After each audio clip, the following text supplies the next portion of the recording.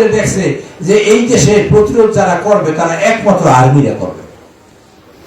এই আর্মিরা করবে, শুনো, এই আর্মিরা প্রতিরোধ করতে পারে এবং চুক্তি করছে সকল অস্ত্র আর ওই ইন্ডিয়া থেকে আসবে। আর্মিরা বাধা দিচ্ছে, না অস্ত্র ইন্ডিয়া থেকে আমরা আনবো না, পৃথিবীর বিভিন্ন জায়গায় অস্ত্র আনবো, কারণ যুদ্ধ যদি কোনদিন করতে হয় তো এখন যুদ্ধ করবো আমরা ইন্ডিয়ার সাথে। যেমন এখন ফাইটার প্লেন কিনতেছে চায়না থেকে, কিনতেছে জানেন, দেখেন চায়না পেপারে পড়েন না, এখন কিনবে এই বর্তমান সরকার 11টা 12টা প্লেন কিনতেছে। আর্মিরা বাধা দেওয়ার কারণে আর্মির কোমর ভাঙার জন্য চেষ্টা করেছে। পৃথিবীর ইতিহাসে 57 জন সরকারি আর্মি, এই যে আর্মি অফিসার পৃথিবীর যুদ্ধে আজ পর্যন্ত কোনো জায়গায় মারা যায় নাই। 57 জন অফিসারকে সে কৌশল কইরা তাপস, সেলিম এবং ওই যে মির্জা আজম, এরা নানক, এই 4 জনে মিলে প্রোগ্রাম কইরা তারা এই আর্মি অফিসার মারছে 57 জন বিডিআর। এই 57 জন আর্মি অফিসার মারার পরে এখনো হাসিনা জিজ্ঞাসা আমার দোষ, হ্যাঁ দোষ কি জিজ্ঞাসা না, টেলিভিশন দেখেন না, আমার অপরাধ কি? আপনার কোনো অপরাধ নাই, আপনি আমার দেশে আন, আপনি অপরাধী নিরপরাধী মানুষ, দেশে আন না কেন? চেষ্টা করতেছে কৌশল করে আপনাদের মধ্যে একটা ফাটল সৃষ্টি করার জন্য। আমরা মাফিয়া সরাইলাম 5 তারিখে, আমরা সকল দল ঐক্যবদ্ধ হইলাম, আমরা এখন ভাগই কেন? সকল দলের নেতৃবৃন্দের কাছে আমি বক্তব্য রাখতে চাই, অনুরোধ করতে চাই বোঝার জন্য, আমরা এখন ভাগাবো কেন? এই ভাগের আমি আর উনি যদি ঝগড়া করি তাহলে তৃতীয় ব্যক্তি নাক গলাবার সুযোগ পায়, ঠিক কিনা? করেন জোরে করে, ঠিক কিনা? নিজেরা ঝগড়া করে আশেপাশে লোক দাওয়াত করে নিয়ে আসে সাহসিকতা, ঠিক কিনা? আমরা ঝগড়া করতেছি কেন ভাই? আমাদের নেতা তারেক সাহেব তো বলেছেন আমরা একটা জাতীয় সরকার করব, নির্বাচনে যে যে যে কয়টা আসন পাবে সেই হিসেব করে আমরা তার সরকারে নেব, সবাই মিলে এই ঘরটা করবো। এই ঘরের একখান খুঁটিতে আমি লই দৌড়াই, আর একখান খুঁটিতে রানা লই দৌড়াই, আর একখান খুঁটিতে রুলে লই দৌড়াই, ঘর হবে জীবনে? বাংলাদেশ অভাবী দেশ, অভাবী দেশকে সচ্ছল করার জন্য নেতা তারেক রহমান বলছেন যে আমরা এই দেশটাকে গঠন করব সবাই মিলে। আমাদের অসুবিধা কোথায়? অসুবিধা কই? অসুবিধা এক জায়গায় আছে, আপনারা চান ভারতের আওয়ামী লীগ ভিতরে ঢুকুক। বুঝতে পারছি, বুঝতে পারছি। ভারত এখানে ঢুকতে চায়, নানান কৌশলে আসে, যেমন ফুটবল খেলার নামে আসে। ডোবতলায় ফুটবল খেলেছে না? হয়েছে না? কথা কইেন, জোরে কয়েন, হয়েছে না? এই মাসে একজন আরে এই সেই ভিডিও আমি দেখছি, আমি ওসি সাহেবের সাথে কথা বলছি যে তাদের সবাই ধরো, পরে খুঁজে দেখা গেল একজনও বাংলার লোক নেই। এই না এই ছাত্রলীগ, এই যুবলীগ, অর্থাৎ মারামারি করার মৌকা বানাই ওইখানে তারা মারছে। একজন লোকও বাংলার লোক নেই, একজনও না, ডোবতলার লোক নেই। আমাদের বুঝতে হবে নানান কৌশলে নানান পদ্ধতিতে তারা ঢোকার চেষ্টা করতেছে এই বাংলাদেশে। এখন আপনাদের কিন্তু একবার তো একটা কথা আছে না, ঢেকির পার, ঢেকির পার আপনাদের দিয়ে যাইতে পারে নাই, ঢেকির পার কিন্তু আপনাদের বাকি আছে। মনে রাখতে হবে, একটা গল্প আপনারা জানেন, গল্প করার সময় নাই। এক বেটা একটা মাথার খুলি পেয়েছে মাথাতে দেয়া, খুলি পাওয়ার পরে মাথার খুলিটা, ওই মাথার খুলির মধ্যে লেখা আছে যা আছে নসিবে ক্রমক্রমে আসিবে, খুলির মধ্যে লেখা। দেখে চিনতে পারে সারা মরছে এবং খুলি খালে ভেসে দিতেছে, এরপরে কি নসিবে আছে, এরপর নসিবে থাকতে পারে কি, খুলি লইয়েছে। আইনে একটা নতুন পাতিল কিনা নতুন গামছা দিয়ে বাইটা মাথাতে পড়তেছে বা দোতলায় থইছে। এখন 2-3 দিন যায় আর ওই খুলিটা বাইরে দেখে যে খুলি ঠিক মতোই আছে, খুলি কিছু নড়েছে না, কি নসিবে আছে দেখার জন্য। তা কয়েকদিন পর দেখতে দেখতে দেখতে আর দেখে না, কিছুই হয় না। এখন মাতারি খুব রাগ হয়েছে যে এই কি দেখে, তা মাতারি একদিন দেয় পরের বউ যাই দেয় খুলি সেইটা দেখে দিয়ে দিয়েছে এবং সুন্দর করে রাখছে। তখন চিন্তা করছে এই মহিলার সাথে তো নিশ্চয়ই প্রেম ছিল, এটা মহিলার পুরুষের তোরা মাথা জানে না, ওই যে এই মহিলার সাথে প্রেম ছিল, ভালোবাসতো, মরার পরে খুলি নিয়ে পর্যন্ত ঘরে এনে রাখছে। তারপর তো বেড়া কোনো দিক যায় না, একদিন বেড়া মর করে গেছে, দূরে গেছে আর কি, না বরিশাল গেছে না পিরোজপুর গেছে।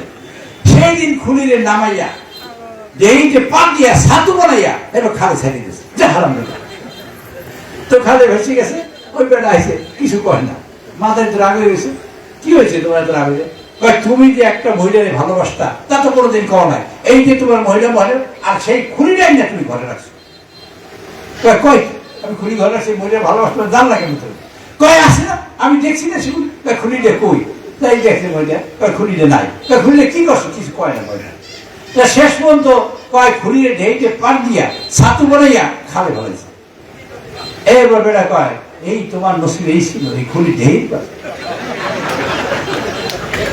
এই ঢেই করে ছাতু বানাইয়া তুমি খালে ভালো আর রাখতো, এই ছিল তোমার নসিবে।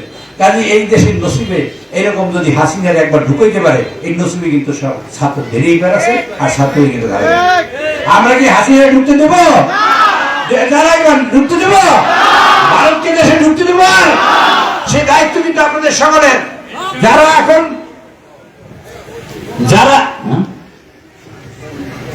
যারা আজকের এই কৌশল করে হাসিনাকে ঢুকাইতে চায়, আমি তাদের বিনয়ের সাথে অনুরোধ করতে চাই, বিষয়টা আপনারা নিজেদের মেধা এবং মগজ মনন দিয়ে চিন্তা করে দেখবেন যে ভুলটা আপনাদের হচ্ছে কিনা। এটা আপনারা আল্লাহর রাস্তায় দেখবেন। আজকে একটা চর নিয়ে গন্ডগোল এখানে, আপনারা এই পাথরগড়া এবং বামনা এবং বেতাগির মধ্যে গন্ডগোল।